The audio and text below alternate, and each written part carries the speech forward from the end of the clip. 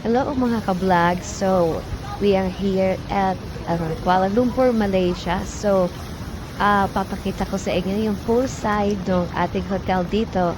One of the best hotel in Kuala Lumpur, which is Le Meridian. So, itong hotel na to is connected with the bullet train ng Malaysia. So, from the airport, pwede ka nang sumakay ng tren.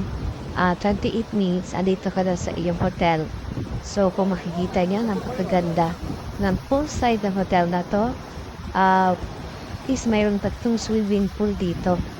Isa is parang Olympic size swimming pool.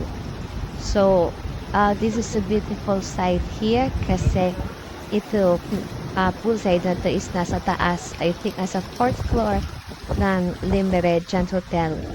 So, overlooking pa rin ng city pag nandito ka sa poolside.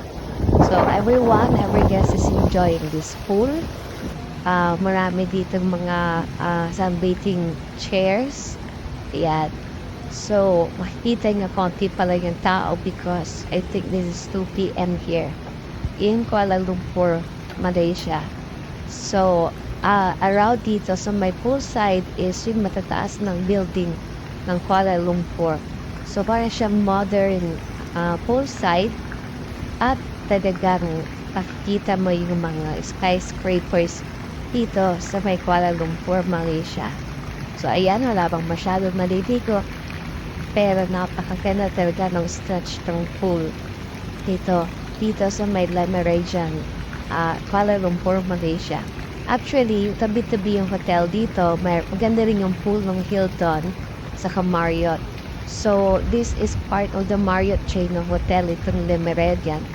So, kaya yung makikita nyo, napakaganda rin ng kanilang amenities like itong poolside. Ayan. So, andito tayo sa may top view ng poolside. Napakalinaw din ng tubig at napaka-gorgeous ng mga personnel dito. So, ayan po mga pagka-vlog. Salamat sa panonood at enjoy nyo lang the rest of the video. Thank you.